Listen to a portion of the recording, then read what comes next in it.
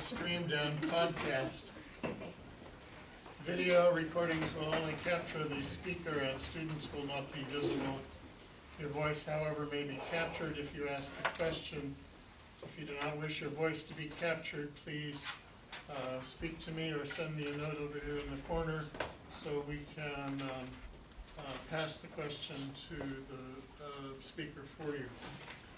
Welcome everybody. This is the first event of the Knowledge Organization Research Group for this academic year. And I'm Richard Smirali. I'm the coordinator of the group this year. And we thought it would be exciting to begin by highlighting some of the work from our very excellent doctoral students. Our students have done work that has been presented at international conferences, and so this work has been heard in various places around the world, and we thought we'd give them a chance to present to our own group today so we can generate some excitement. So our first speaker is Kyung Choi.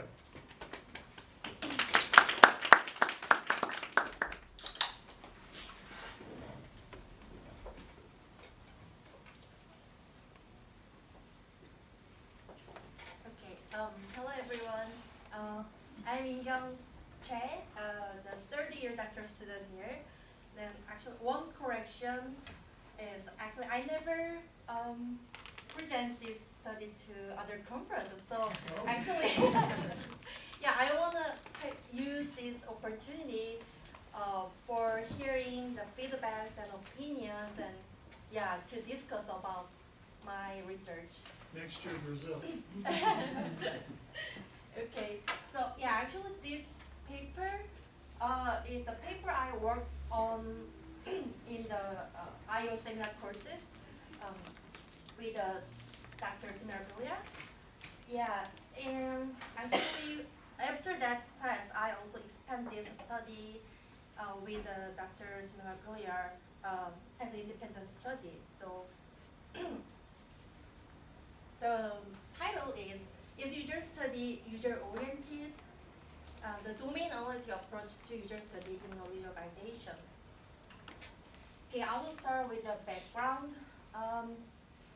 Advanced technology has provided increased access to information, and then that increased the control of the user over the information makes it become more important to satisfy users' needs.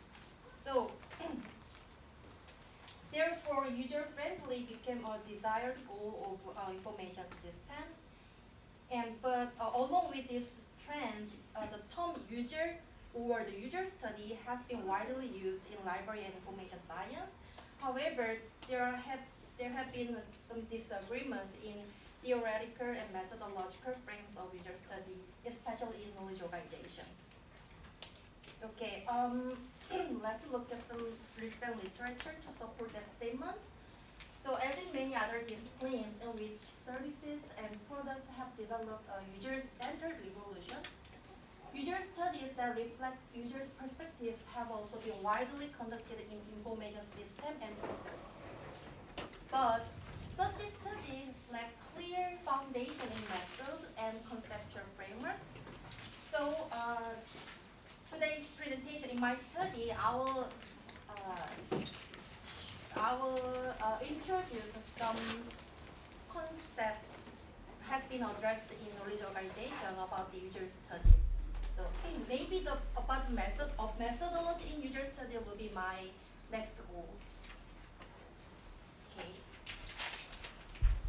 So the most recent works that critically examine the user studies in knowledge organization are two papers written by Hewland and Talebson. Yeah.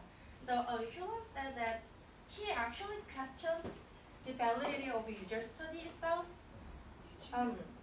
He appears to support more cultural view on the human mind, that the mind is shaped culturally, socially, and individually, rather than the traditional cognitive psychology view on the universal born human mind. So because the user study self-claim pursue user cognitive assume that this view is the universal mind of users, which detach the context of their information activity.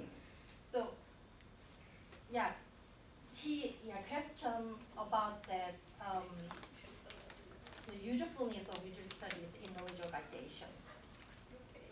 Also, the Talebson and other scholars maintain that users recognize information need in status of doubt, which is very emotional.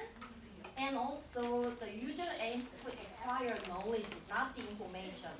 So, according to them, information need is not a goal, so it cannot be satisfied. So, what user wants is knowledge, not the information. In this due consideration of information need, it implies that the user-friendly information system may need to include collateral experience of a user. So, as we discussed in recent literature, user study in knowledge organization has not reached to the consensual frameworks. So my big research question here is how user study has been shaped in KOrg. In this study, I applied the analysis of terminology. So the sub-question will be, what are the related terms with the user studies in knowledge organization? And the following question will be, what are the relations between that identified terminology? Okay, methodology. I collect data from the 12 volumes of ISCO proceedings from 1990 to 2012. Among that articles, I only select the user studies, and then the criteria of inclusion were based on these three keywords: information need, user, and cognitive.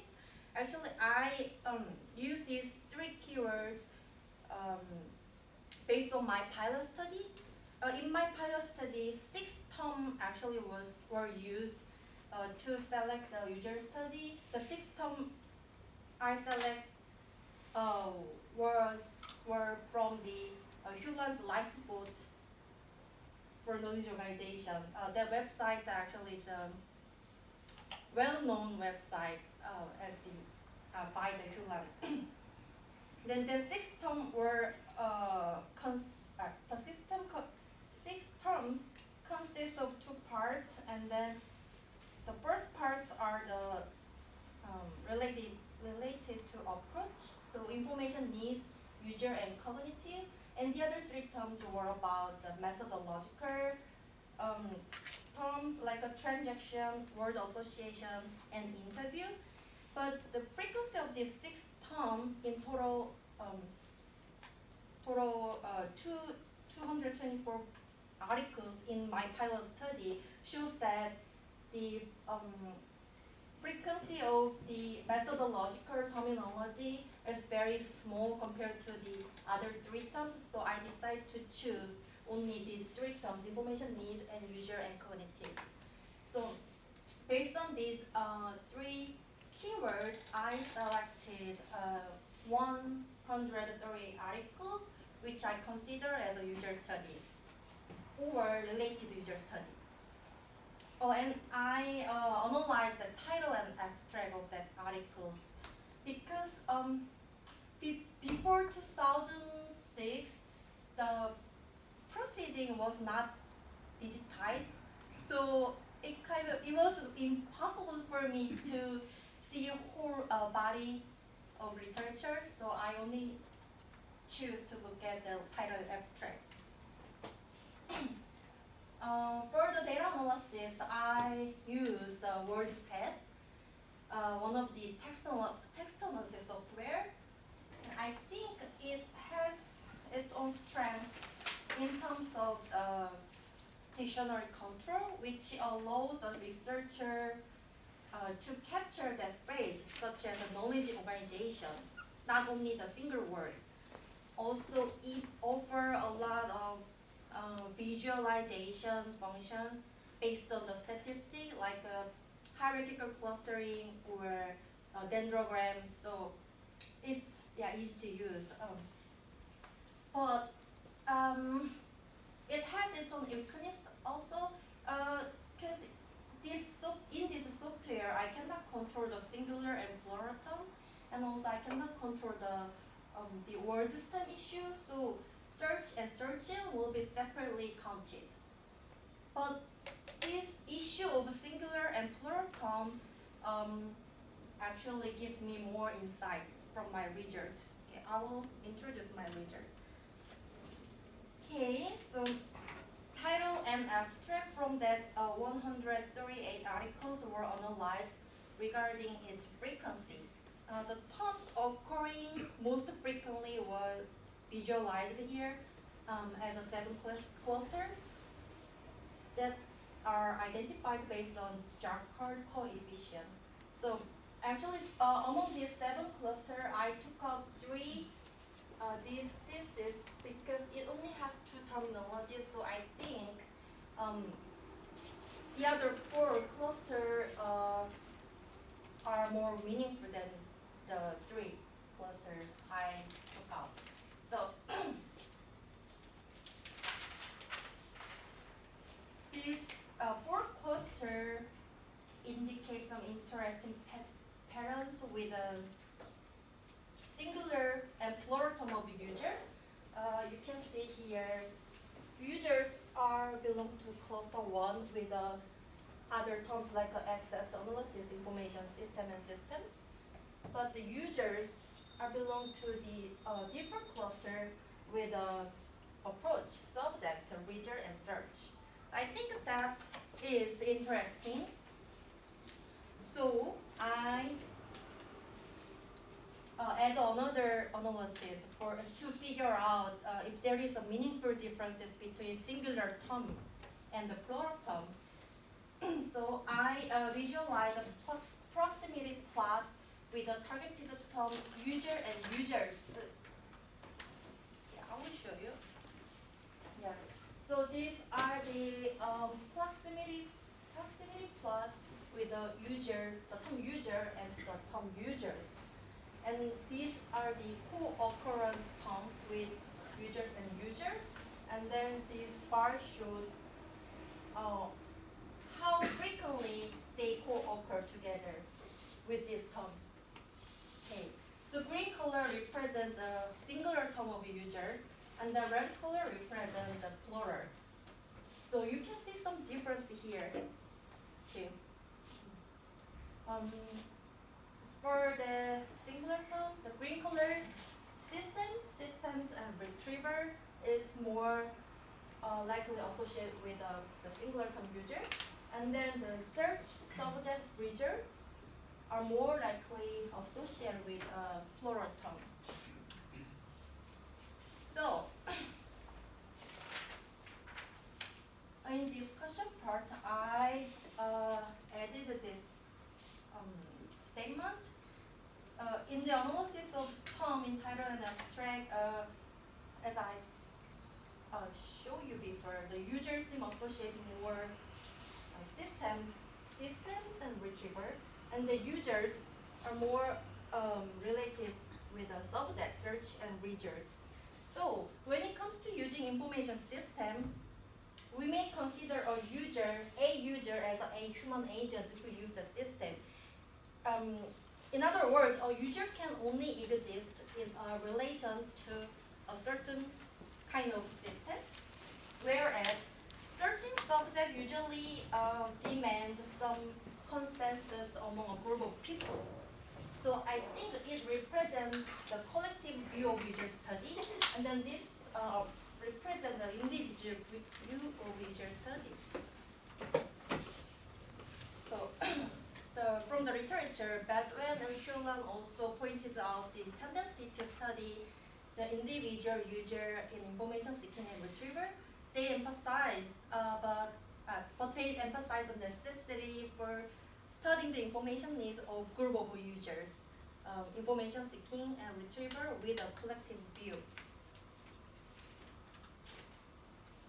And another interesting finding is these are the list of the terms most frequently occurred in the entire data.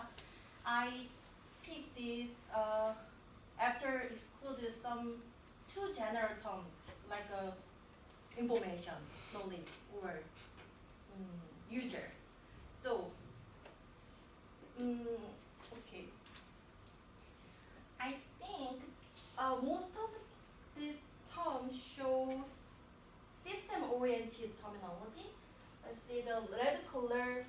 I highlighted as a red color the system-oriented term, and then the green colors are the user-oriented terms.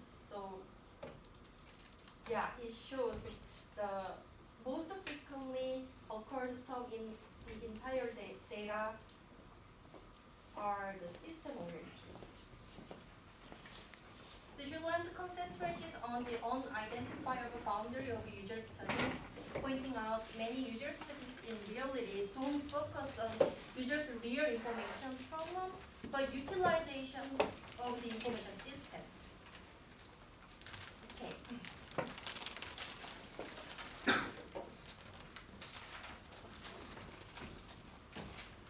Even though many knowledge organization scholars pointed out the lacking foundation of user study, not many studies analyze the empirical data to support their statements.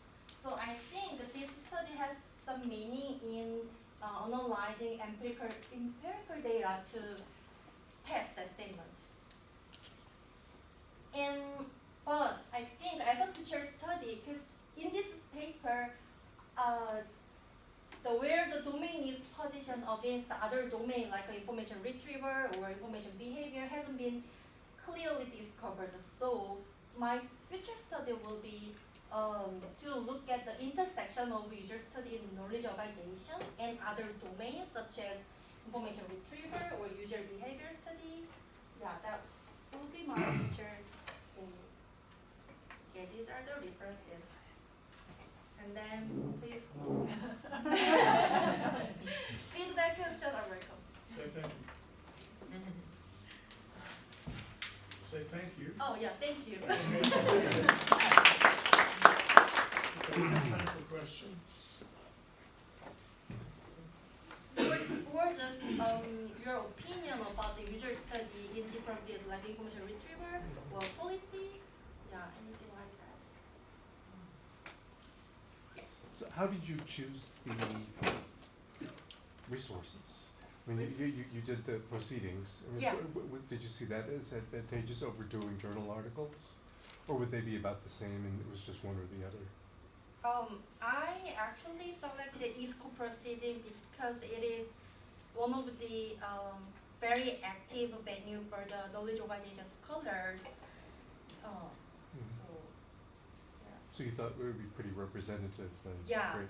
And also I think the conference proceeding is more kind of up to date than the journal articles because it's more active and frequently occurs. So. Good. But does that difference affect your study? Or does that matter at all? The difference between more recent information or information that has a gap in time, does that affect your study result at all? Right. That's a good question, I think. Yeah.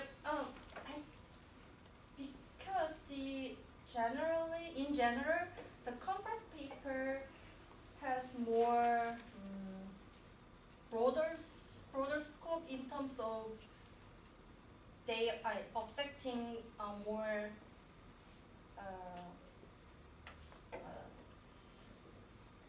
junior scholars articles and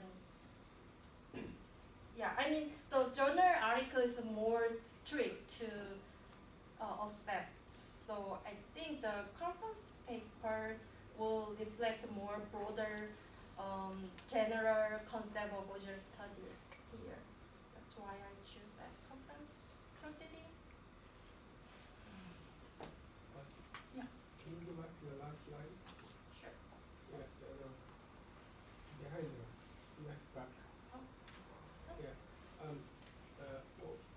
trying to tell us that this is a limitation of your research because you say focus of the intersection between domain information to and you are not up to what? Can you explain more? Oh, yeah. Because it, to understand the domain itself, we need to see also the boundary of that domain. That means we need to look this domain against the others. So that's why I brought this intersection with the other domains to figure out our domain well. So that will be my future study, I think. So that's why I brought this as a limitation, because in this paper I didn't discuss about that boundary. I focus on some few major concepts has addressed in the in domain of knowledge organization. Yeah, I would like, how can you relate this future studies with your discussion that in the other slides behind? How can you relate it? I just want to understand the relationship between your future anticipated boundaries for intersection of different domains and the last slides, the previous slides you talked on the discussion. What? Yeah. This one? Yeah, I think before that one, I think, yeah. Oh, so how do I connect Yeah. this with the other domains? Explain I think first of all I can expand my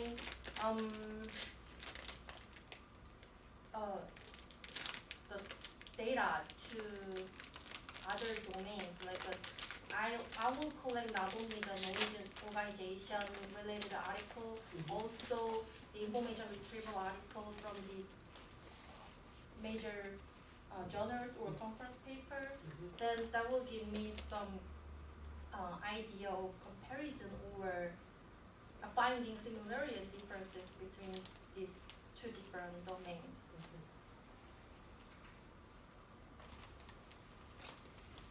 I feel like the cat who swallowed the canary.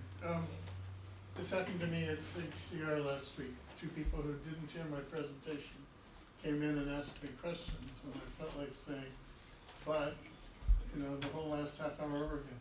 So she studied only proceedings from knowledge organization conferences. That's why she has a tightly bounded domain.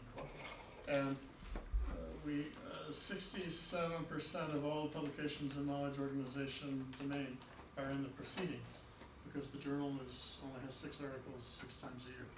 And the proceedings every other year have 100 or more papers. So it's just highly more productive. Any other questions? All right, thank you very much. Looks like our next speaker is Melody Fox. It's me.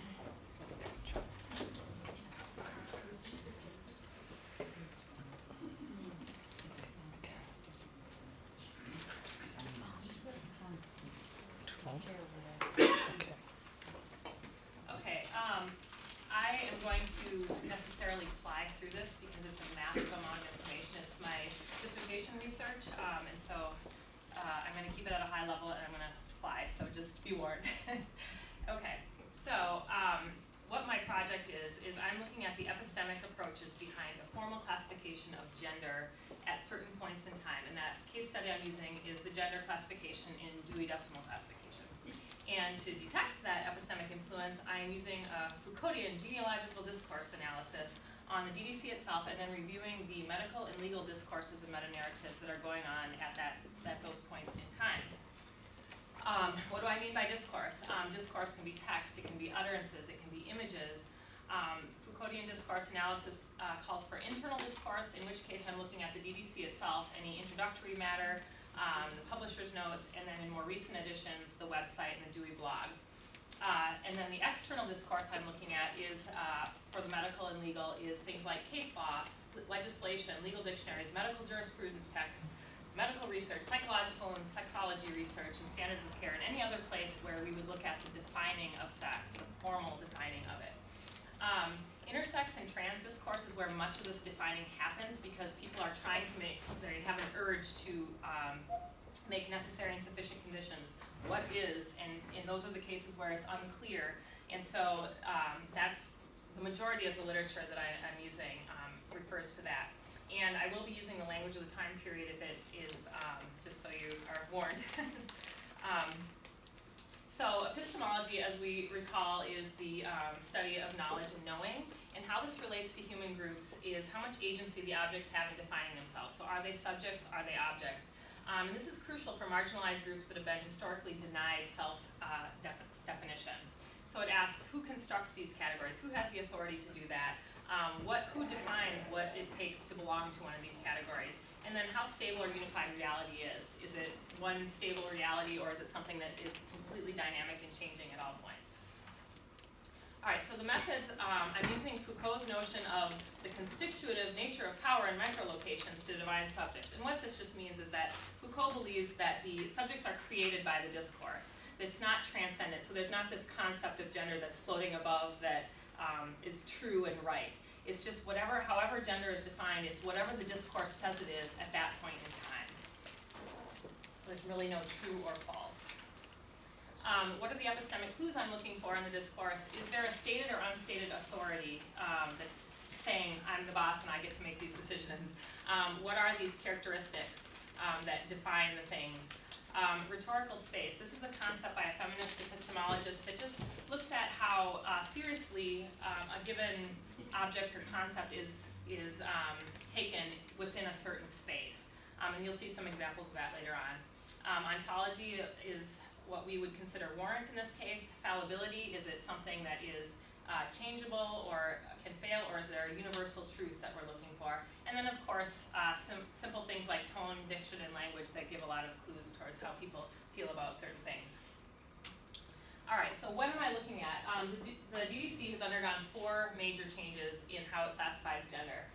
The first and second, 1876 and 1885, I'm mashing those together because, a little spoiler alert, there's no women or anything gender-related in the first edition, so we're just going to skip that one. And then mash together this time frame when he actually adds the gender categories to it. And then it goes for 80 years without changing until 1965.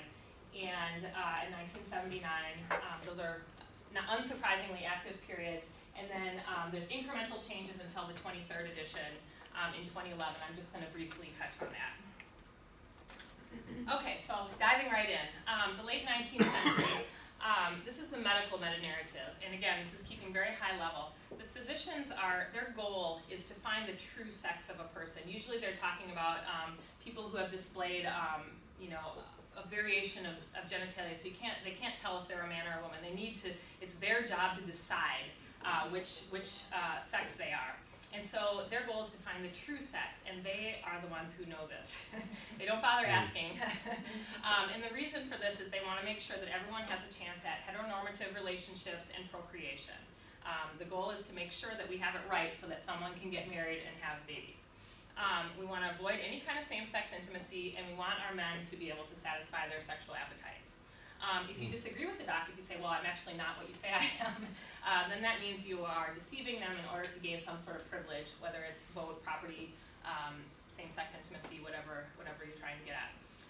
The physical traits that they looked at were gonadal tissue, so that means testes or ovaries.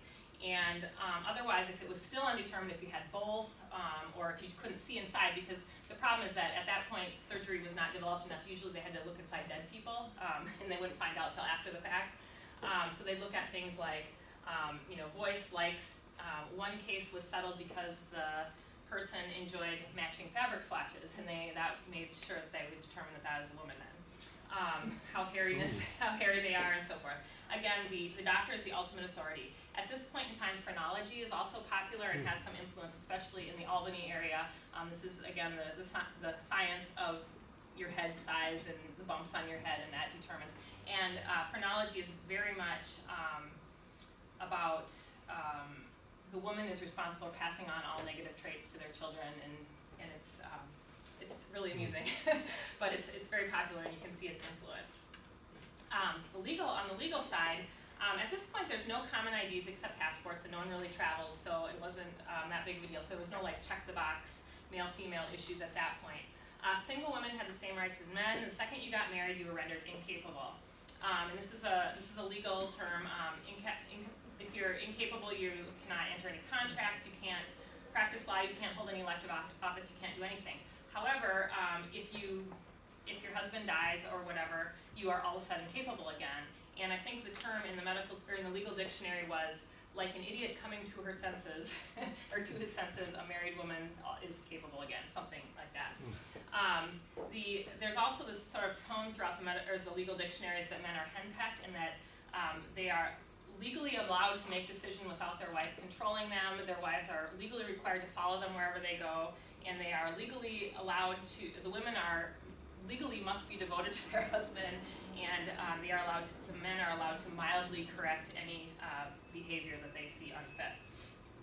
So there's a lot of sort of echo chambery discussion among the men about why women can't do the things that men can. And something that they refer to a lot is the law of nature. Women are innocent, graceful, they are made for nurturing children, all these things. And if they do, sometimes it's necessary. Women might have to work, but then that's a crime against nature.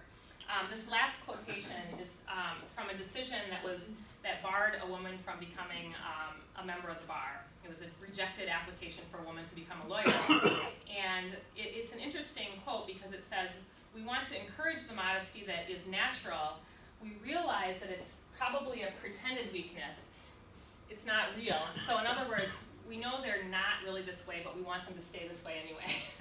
So they're on to us.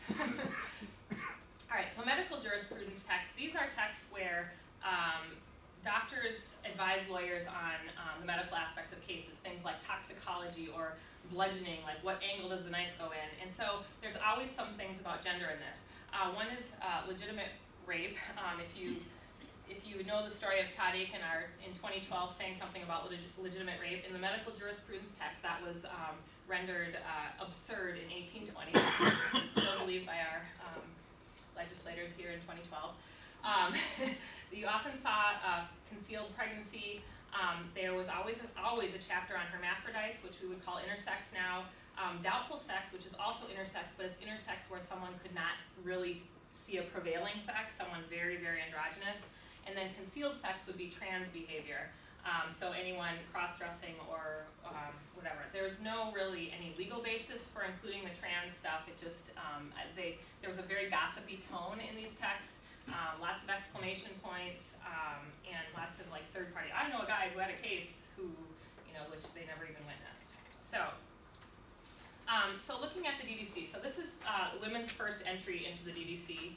And if you think about the concept of rhetorical space, are they taken very seriously here? They're kind of clumped in next to outcast races, suicide, treatment of the dead, embalmment. This is a pretty well-known garbage pail category. And if you think about the principle of hierarchical force, then a woman is a costume or a popular life, whatever that means. So you can tell it was just kind of plunked in because he realized that he had to. Now within the category, you can see that women are trying to claw towards public life. And this is probably very much warrant related. Education, people were writing a lot about should women be educated, should women be employed, and those kinds of things. And of course, women in politics and history really only relates to the Amazons. And then you can see the origin of the sexes is in evolution in category 9. So hermaphrodites or intersex, this was an interesting one. It was only in the relative index, and it referred to craniology, which is very similar to phrenology. And once you got there, you couldn't really tell what the relationship was. So it was just someone trying to stick something somewhere. I still kind of unclear as to why that was there. But as again, you can see the rhetorical space right next to dwarves, giants, and monstrosities. Oops, did I do that? Okay. All right. So that was that time period. Now we're moving ahead 80 years to around the 50s and 60s, 1954 to 65, when the 17th edition came out. So at that time, Christine Jorgensen was the first well-known sex reassignment surgery in the U.S., and it caused an utter media circus. It was in the sort of the public zeitgeist. People were called Christines. It was a very well-known case. And what that meant then is that anyone who was interested in that, in getting a sex reassignment, started heading to the doctors. They were much more confident and knew that this was the case. And so the attention then focused on the term transvestism, which they meant more recreational cross-dressing, and then what was then called transsexuality, which was what we would call maybe transgender now, where it's just that overwhelming desire to perform in the opposite gender. So the term sex then, there were a ton of medical discoveries at this point. It included sexual organs, chromosomes, hormones, gonads, and then now a new addition of psychological patterns. And in some cases, the biology was rejected completely in favor of external influences. And this was a huge change in how people had thought about sex and gender. And the actual terms sex and gender in this time period were separated. So in the legal meta-narrative, the legal dictionaries were working from the 40s. They didn't have any, it was kind of a quiet time then. But you could also see that influence of psychology. They were starting to use more personality inventories to determine what sex someone might be. And the doctors who were willing to perform sex reassignments were threatened with what were called the mayhem laws. When we think of the term mayhem in its usage, we think, crazy mayhem. But what it means legally is it's cutting off an appendage, either a nose, a finger, an ear, that renders someone incapable of performing in battle. And so they extended the meaning of mayhem to include any sort of self-destruction, which would be any sort of castration in the course of sex reassignment, which is a very surface idea of what sex reassignment actually entails. Again, it was a quiet time because most of the legal action at this point focused on homosexuality because it was during the Lavender Scare time, and there was a lot of legislation in that regard. The legal dictionaries were very begrudging of this change in women's rights. Formerly he can use gentle force to restrain her liberty, but no longer. A little nostalgia for that. And then in '63 came the Equal Pay Act, which of course eliminated the wage gap. And then the Civil Rights Act in 1964. So, and the Civil Rights Act signifies the moment when women were legally considered equal, so that defining of women kind of started to minimize, and then it became more defining of the trans people. And then driver's license and birth certificates during this time frame became more popular and started being issued. All right, so the psychological dimension, this is the personality inventories. There is a million of them, but one that I pulled out was I think it's called the Guilford-Zimmerman, and it had a category for masculinity or femininity, and it would ask these questions like, does the smell of perspiration disgust you? Would you rather be a florist or a football player? Would you rather, these very gender role-oriented questions that were pretty transparent. Okay, so what happens in the DDC at this point? Again, remember it had been that garbage pail category before, but now men have a category finally. They weren't considered the norm, that were unmentioned, but it is posed as a problem. The sexes are a problem. So man, here's its one little tiny bit. Oops, this is a smart board, that's why, sorry. And then women, you can see the influence of the second wave feminist movement, very emancipation. They are acknowledging that women want to be emancipated, but it also has a very sexual overtones. There's a lot of sex stuff in here, or lack of sex stuff with the celibacy, sex life outside of marriage, courtship, which it lent a very sexual air to the relationships between the sexes. Hermaphroditic was, again, still in the relative index, but it led to reproduction, which is an enormous category, and there was no obvious place to put it, so it really was a dead end. Transvestism ended up as a sexual disorder, an other sexual disorder, and then you can see this new category of sex psychology where they start talking about the differences. And the bisexuality is kind of an interesting one because these don't have to do, there's an assumption of heteronormativity there where you assume, like, if you're masculine, you must be, hetero and so forth. And that also could be residual from, in the early times they thought that, they might have thought that bisexual meant more just having traits of both rather than having to do with sexuality. And then sex and nature, these just had animals and humans lumped together. All right, so moving ahead, not much longer, but this is a very, very active time in both medicine and legal stuff with gender. John Money was a very famous sexologist whose work pretty much influenced practice all the way until now.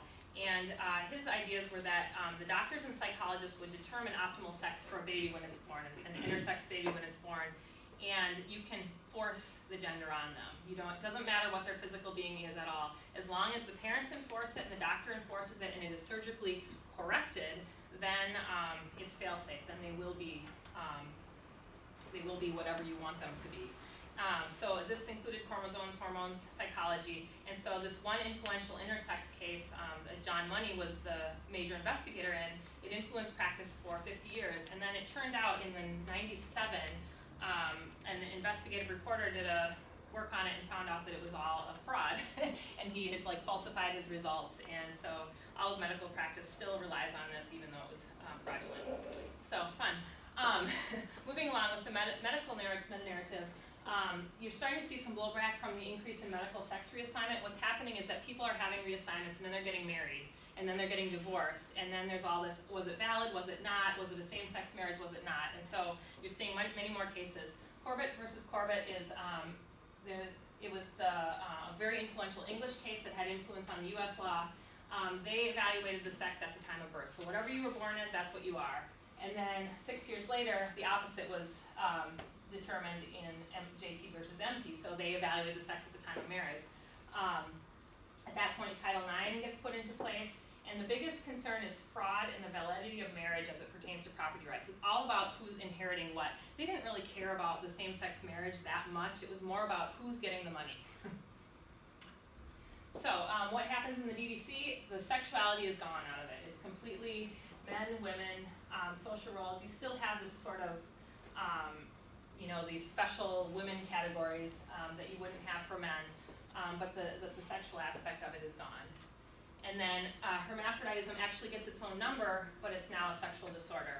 And transvestism has moved from a disorder to a deviation. So where are we now? Much more advocacy awareness. The 90s and the early 2000s were a huge time period for research and advocacy. It seems like recently the courts have bent over backwards anything they can do to avoid accidentally legalizing same-sex marriage. Up until most recently. So any of those like Corbett and the JT case would have maybe been decided differently. There are many more appeals to religion common now than there were, what did our creator intend? How can we ever decide? But in good news, the New York State Health Department no longer requiring medical documentation for changing sex IDs, so that means people can say what they want to be. And I just read about a half an hour ago that the medical school, the Association of Medical Colleges, are now adding more trans instruction into the curriculum. So what happened in the DDC? There's a class still, but there's also now a facet, and there's including up to date language, transgender and intersex people, people by marital status, men, women. So it can be a facet. People don't have to be narrowed into a category. And also the DD staff solicits feedback.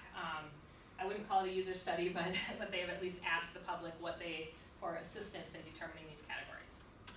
All right, so summary. Law is all over the place. There's no linearity because a jurisdiction can decide one thing one day, someone can decide the opposite another day. There's all sorts of agencies that have jurisdiction over this that may decide different things in different states.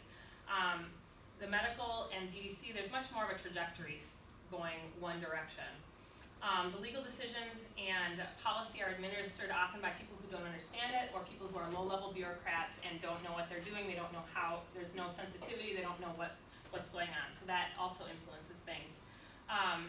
Intersex and trans people are subjected to very humiliating inspection and discussion of their anatomy. All these court cases have lengthy discussion of what their physical bodies look like and what their likes are and dislikes that can only be terribly humiliating. And as I said, similarly situated people can have totally different outcomes depending on jurisdiction, interpretation, or application of law. The DDC itself scatters topics all over the place. Sorry, there's a lot of words on these slides. So finally, epistemically, the medical and legal imperatives have tipped towards greater subjectivity. As I said, the DDC's trajectory is more clear and law is slightly better, but still all over the place. Equality is reflected in both legal and DDC for women. The focus shifts after the Civil Rights Act from defining women to defining trans, And the intersex consistently has been present in discourse since at least the 18th century, and actually Aristotle writes about it too, so it's been around forever. Law relies on medicine but doesn't always follow its finding, and law focuses on economic issues such as inheritance and property rights rather than the medical stuff. All right, so what's next for me? I'm mapping out the interactions of the medical and legal discourse. How do they interact with each other? Where do they change? And then where is this time lag between the changes there and the DDC? And of course, then discussing the actual epistemic stances that are present at the time. The end. Thank you.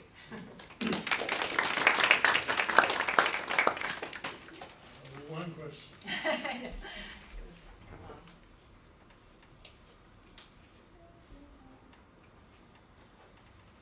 a question.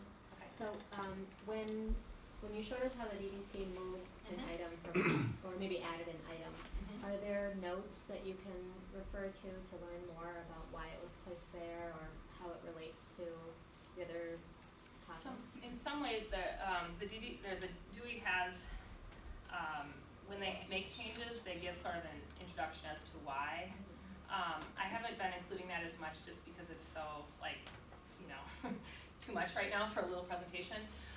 But they will, I haven't looked at the 65 to 75 ones yet. I did actually speak with Rebecca Green, who's an associate editor, when the changes were made to the 11th edition, and she kind of gave me some insider scoop about the, you know, what goes on in the room, you know, but I don't know that it's not blow for blow delineated.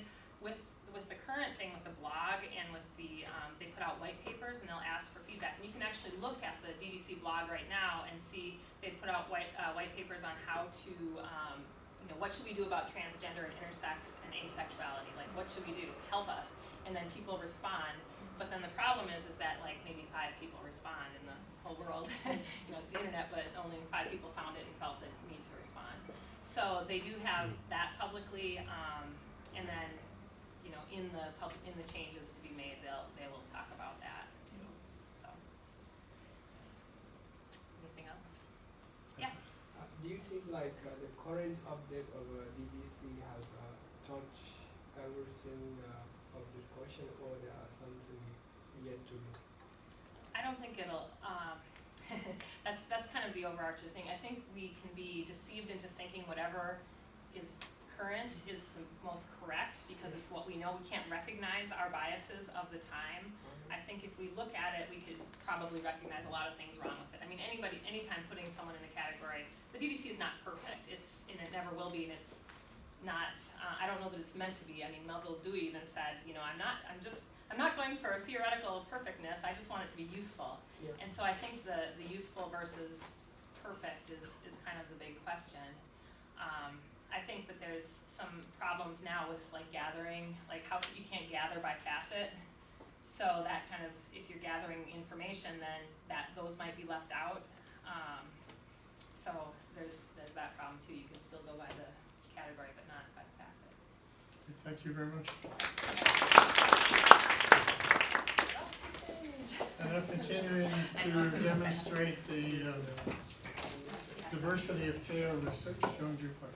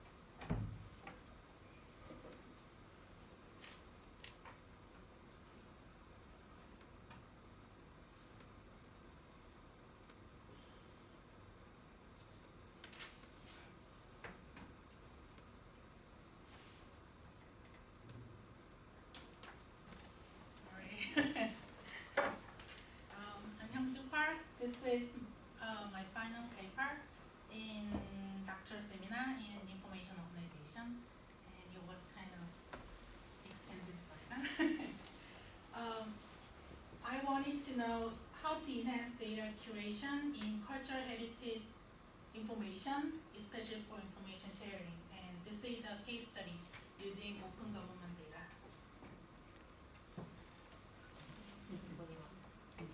And this is accepted as in conference.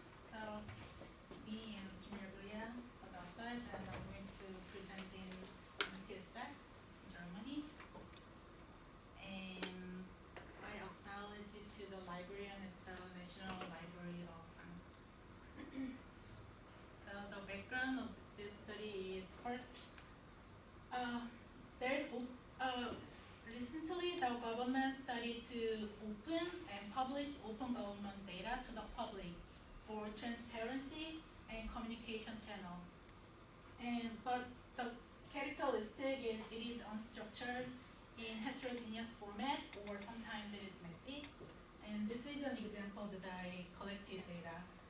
This is a city that I'm from in South Korea.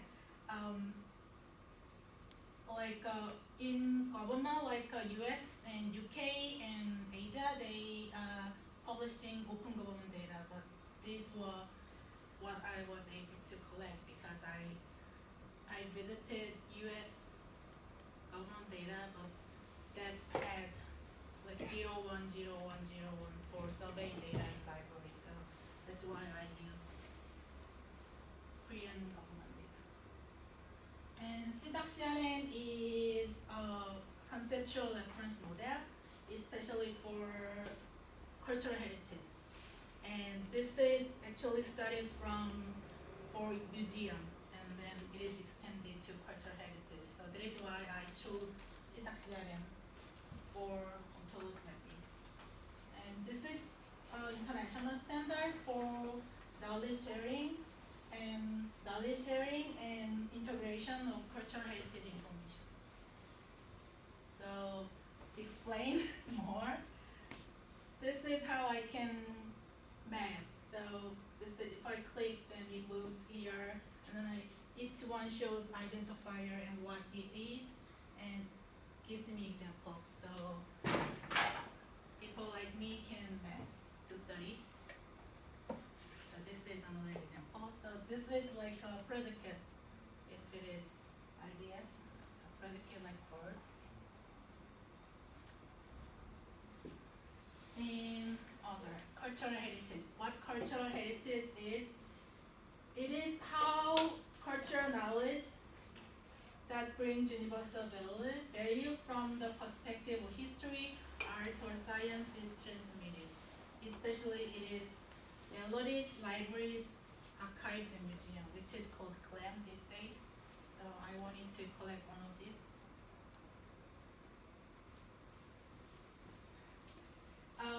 This is from IDCC. Data curation is referred how to maintain, preserve, and add value to research data over its life cycle. And I think this needs to be reused to support user needs. And this is the life cycle in data curation. So the research method I use for information sharing is I collected open government data from Seoul City in Korea. Then this is how I mapped using CDAC-CRN ontology. So here, at that point I collected in a specific city. They had 60 files, library located in specific city. And I selected 12 files, and because it was written in another language, and CDAC-CRN is in English, so I translated. But the translation, as you know, translation usually we cannot translate directly, right? But I tried to translate directly to remove subtle differences in meaning, just in case. And from its file, actually this file was in Excel file, there were other file format like data set or API that any kind of data you can collect, but I chose Excel format. And from each one, I chose two distinct values, which was very different, and from each record in each file. CRM has entities, class properties, and ontology, and cultural heritage ontology was mapped manually. So this is 12 files. It was like example, adolescent library and reading rooms in Seoul City, and school library hours in Seoul City, and geographic information, and event, and disabled people, and hours, schedule, location, and coding, and small libraries. So why I studied? Because these days, although the data is open to the public, most of the data is stuck or siloed in proprietary information. So this research question started how to enhance current data which cannot be shareable or interoperable. So from this, the research question started. So to this, how I can share cultural heritage data by using ontologies, especially for information sharing in cultural heritage. This is much different from the PowerPoint I made. Findings, but there were difficulties for mapping to Asian cultural heritage because of the different concept in CRM, because CRM is made in Western culture, and my mapping cultural heritage was from Asia. So there was some ideas or concepts that cannot be mapped. And if that is about description, there were no attributes, because CRM is based on event-centered base. And there were many null values which has no information, like if it is Milwaukee Public Library, then it has no hours, like that, no values, and that might be because of the characteristics of open government data, which is unstructured and kind of messy.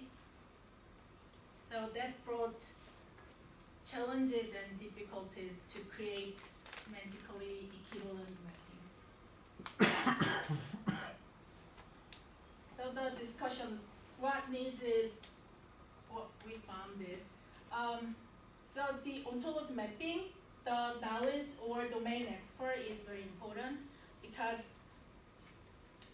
first, person who knows CRM is needed, and a person who understands the cultural information, like Asian library or Asian archive culture, that kind of domain and knowledge is important. And that should be factual. And there was translation.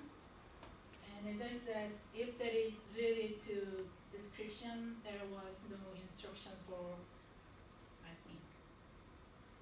And most of the null values was in element 3 condition state, element 51 contact point, element 45 address, and element 50 date. And interesting is CRM is based on, it's like it's similar to IDF, like a subject, predicate, and object, so it can be compliant for future study. So the conclusion, the problem. So first, there is no instruction, although it's a cultural heritage ontology. And if I use open data, then there is no instruction, which make problems for sharing information, because open data is coming and then it is increasing, like in quantity or like in very speedily. So no instruction can be an issue in the future. And it did not emphasize temporal entities like an event on a lifetime. And as I said, there were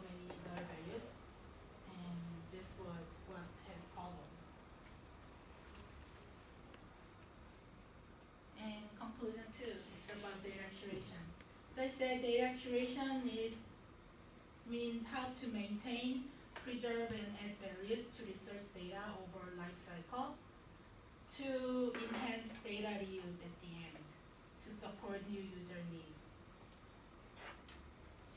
And the other issue is for appropriate data curation, how to discover, maintain, and reuse is important. But currently it is not shareable, and translating those data into structured and core ontologies might make those original data cannot be shareable and storable to enhance discovery and interoperability. I'm sad because my final presentation file is very different from this. So, idea compliant, as I said, this is CRM, what is shown. And this is what IDF is, subject, predicate, and object. So this can be used for feature study and IDF schema. And another conclusion is about scalability. This study focused on a small set of data to study a case, because this is a case study. But in the near future, I think the large scale data will be needed. So appropriate scalability will be very important and will be needed. So it should be considered very carefully. And that will bring effective and efficient for information share, especially for discovery and finally how to use. The other conclusion is we had problems in mapping government data. Finally, that's what we found. So government opened their data to the public, and we wanted to know whether it can be shared to people, automatic or semi-automatic. But that had many issues. That may be because of the unstructured in heterogeneous format or in messy. So that there will be a problem, and the meaningful way of this study is most of the previous study focused on structured data like metadata, but this study focused on unstructured data, especially on government data. And mapping consistency will be very important in future study. So for future study from this, IDF and RDFS schema will be meaningful for discovery in distributed knowledge resources. And studying about scalability will be very important because in a large data set, like a big data.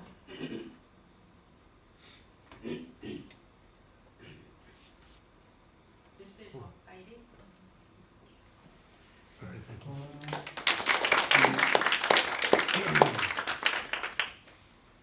Question? In your findings, you mentioned that there is a problem in trying to use a CRM with Asian record and Western. What really is the problem? Is it the Yeah. Okay. I will give you the example.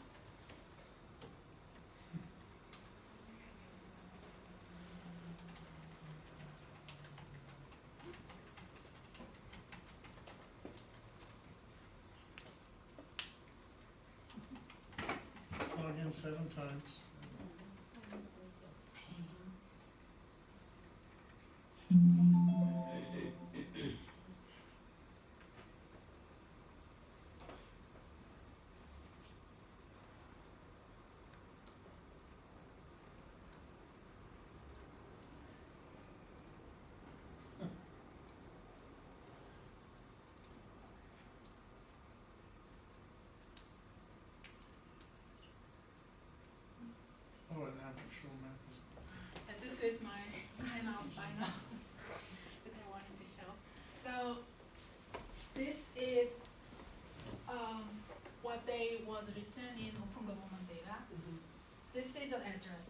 final address. But especially in Korea, we changed the address system.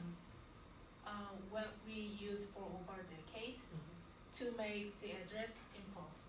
So based on the file, some had previous address and some had new address system, which make the interoperability Yeah. issues.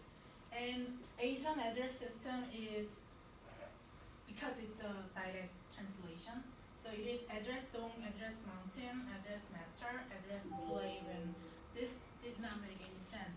So that was the issue in mapping 시작 시간에.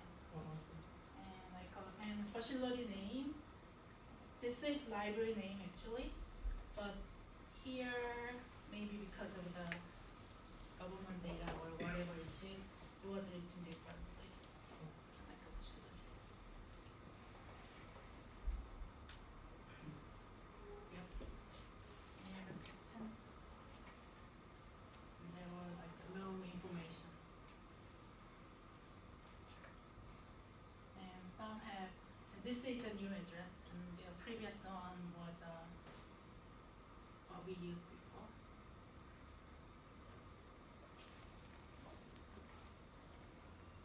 One question? Are you aware of a Korean or another Asian equivalent to the human relations area files? Human, Relations area files, do you know them? It's a cultural heritage approach to structuring data that Yale University has done for I don't know how many decades, but it attempts to add facets and a lot of structure to anthropological studies, and I don't know if there's an equivalent that would apply here. first, I have no idea about today's issue. Yeah. I was just curious, and there may be something, and maybe it's used for Yeah, I don't know what topics. the Yeah. human resources. HRAF, I'll tell you about it. Yeah. It's been around for decades. Fascinating resource, and more people I think should know about it. But there might be some applications for something like this. I don't know. Okay, better move on. Thank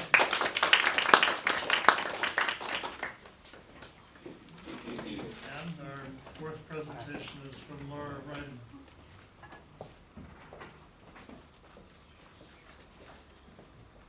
I seem to be driving everybody away. No, class at 2:00 in a different building. So.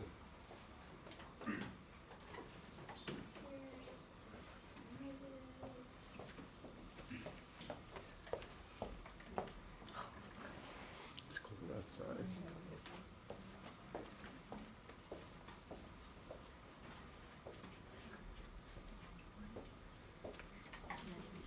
Okay. So, this was from my information organization seminar final project. The results are slightly different and are not entirely necessarily complete given the software I was supposedly supposed to be using and certain licensing issues, but there are results. So I was looking at computationally building bridges between gaps in domains. And here's my very nice Microsoft Paint diagram of how boundary or how domains might communicate with each other when they have shared concepts. Ideally, you've got an area of conceptual overlap and there's shared discourse between the domains. So domain A and domain B both discuss this thing. They might have different words, but they're able to communicate well with each other and they do exchange information. So we can think of boundaries between domains like fences. Some of them you can see through like this. Nice visual for that.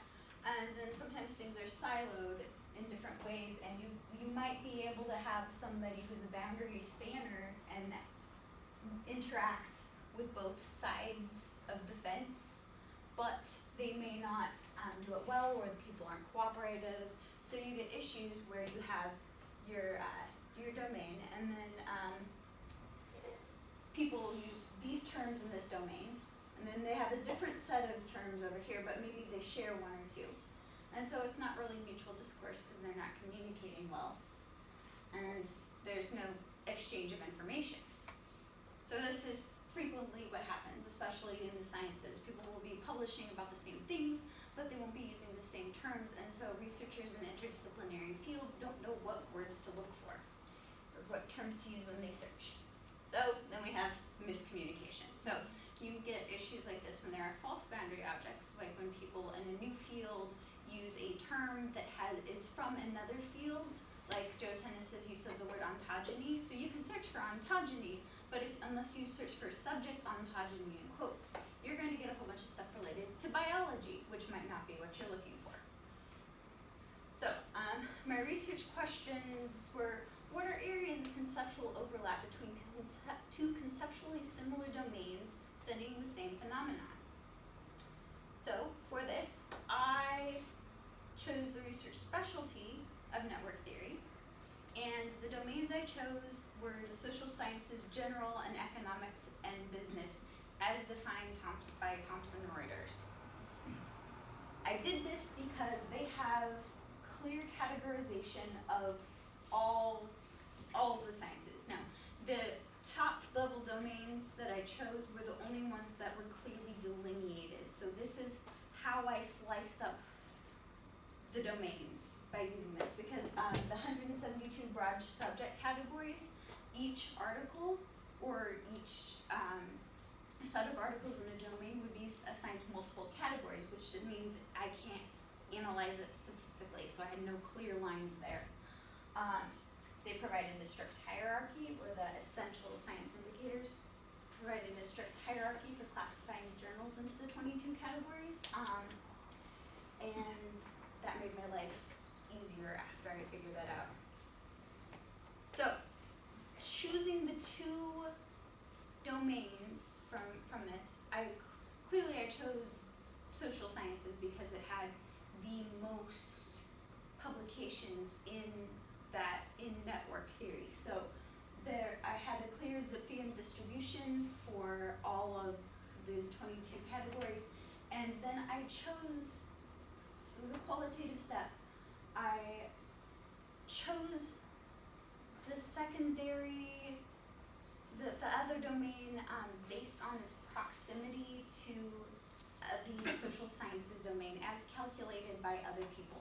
So in order to do this, I looked at different maps of science, go back here, go by there, and sort of chose things that were closely related here. So here you've got social sciences and business and management as being fairly close together in proximity.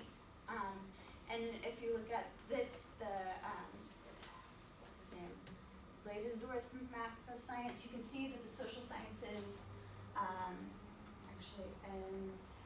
actually I think they include economics and business in this map. And then from the top, you've got humanities, social sciences. So this was sort of the area I wanted to look at.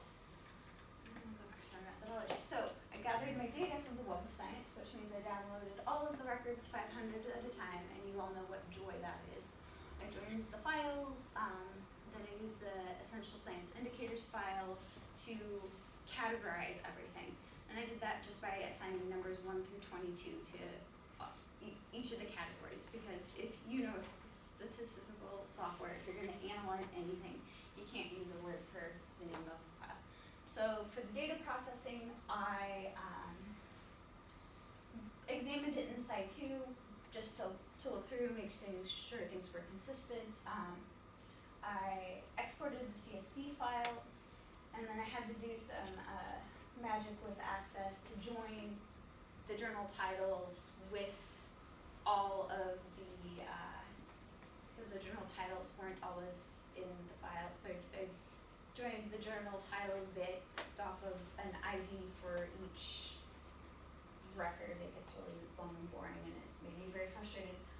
I selected the two categories from the Maths and Science, and then I loaded it into WordStat. So I assigned categories as an independent variable, and the abstract is the dependent variable, so I could compare the use of words between the two categories. And I calculated word occurrence frequencies in both categories, as well as pulled out phrases as detected by WordStat. Now, this is different from a lot of processing because you can choose to stem the words, which is what Inkyam was discussing, where you have search versus searching, or you can use the whole word, and the results are different.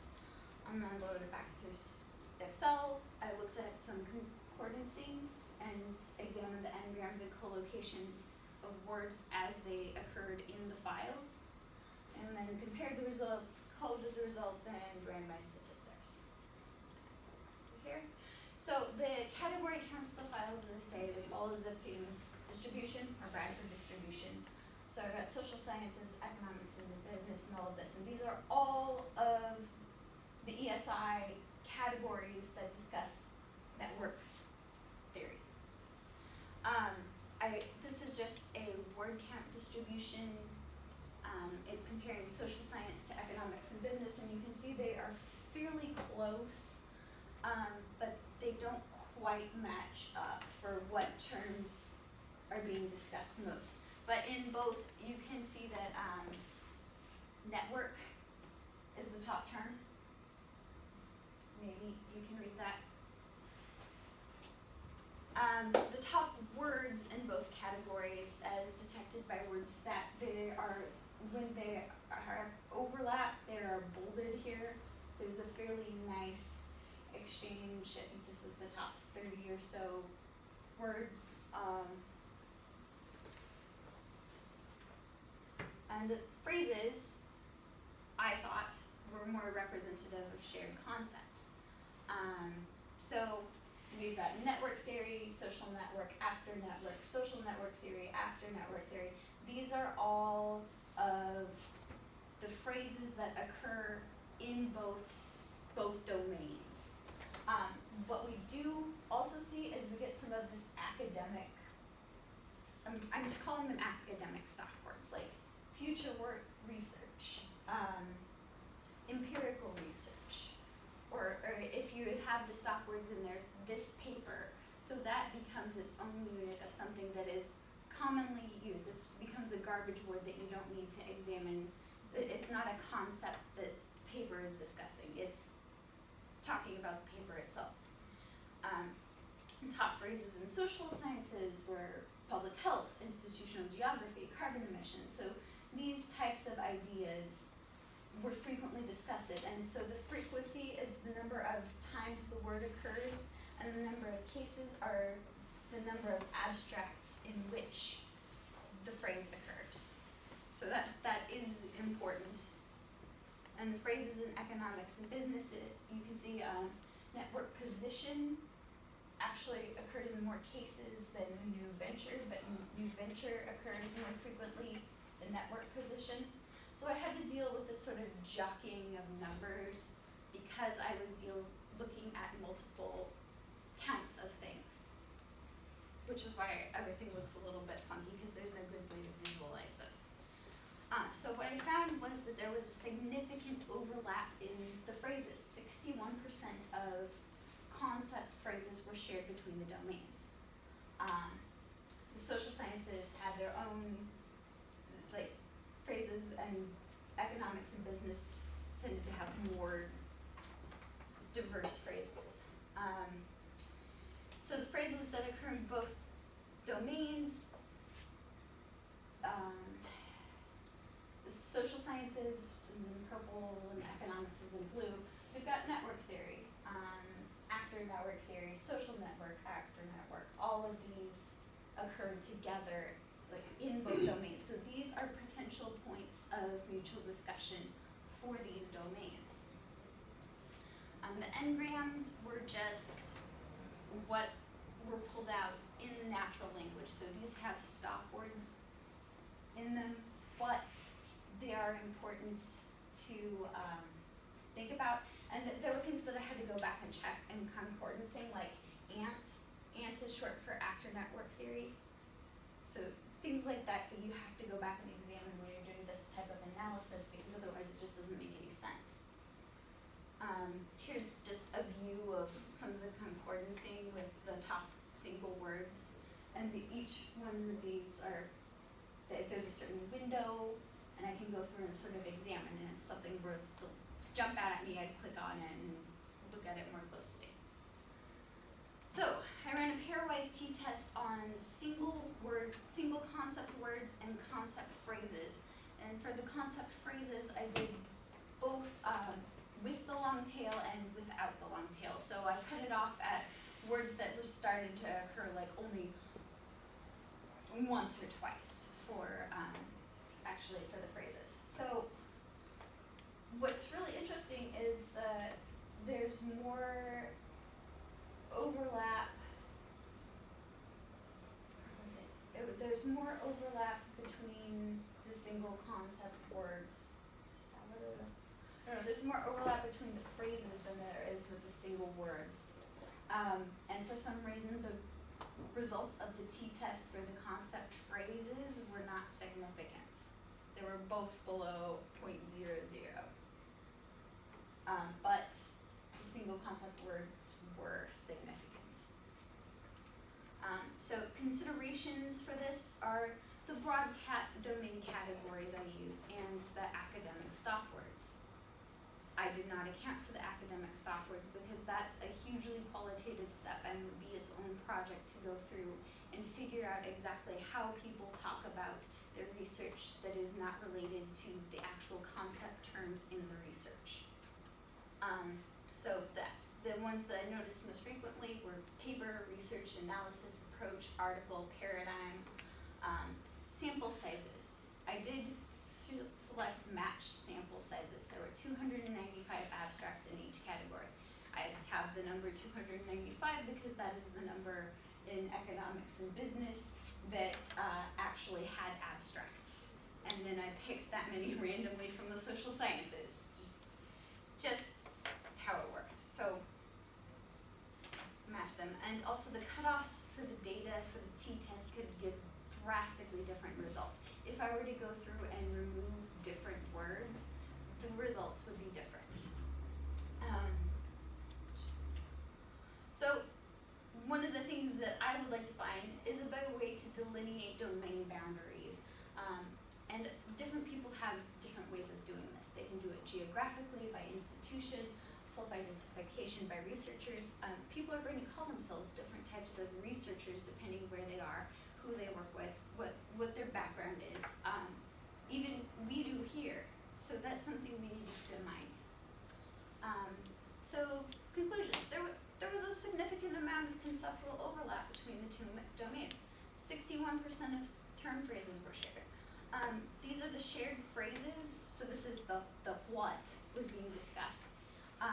The ones in red are what I am terming academic stop words, but these are all shared phrases that occurred more than 11 times, and 11 is what's on here because that is what would fit on the slide legibly.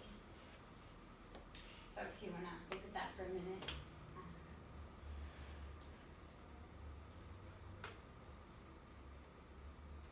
So the next steps would be to detect and remove academic stop words for concordancing. Augmenting the search using WordNet to check for synonymous and hypernymous. So a hypernym, that's one of those words I typed it in and Word was like, this is not a word. A hypernym is a word or word phrase that is semantically related to another word. So if it contains that word or word phrase, it's a hierarchical relationship. So you can go from broader terms and drill down to something more specific. So like, what's an example? Color and then, or red and then you provide the hue of red or whatever. So what I'm also working on right now is creating a better way to visualize boundary objects and which boundary objects occur more in one domain than the other, because it's not an even split for these things. Some are slightly more in the social sciences, some are slightly more in economics and business, but they are things that are discussed. Another thing that I don't think I put on here is we need to do a citation analysis of those articles containing those words to see where they are getting their sources from. So questions?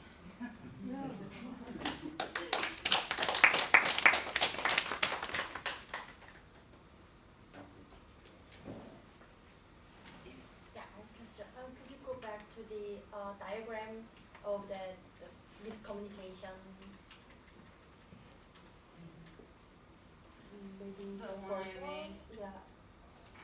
First or second one? The second one? Oh yeah, there we go. So you're talking about the same concepts with a different terms here, right? That brings a miscommunication. But what you're looking at in your presentation is actually the same term, but within slightly different concepts. No. No. No, I'm looking at the same concepts. The words that have different terms, if I were to plug this into WordNet, I might determine that, like, I know, but I don't know how much, and I didn't calculate. Social sciences, talking about network theory, have their own specific terminology. So they'll talk about actors in the network, which is why they use the term actor network theory. And economics and business, they're looking at more like nodes and edges. So you're going to get some differences in terminology for the same things. So that's where the miscommunication comes in. So basically, you think that the network theory in two different domains, the principle with that concept is the same, but But they have different words for describing it. okay.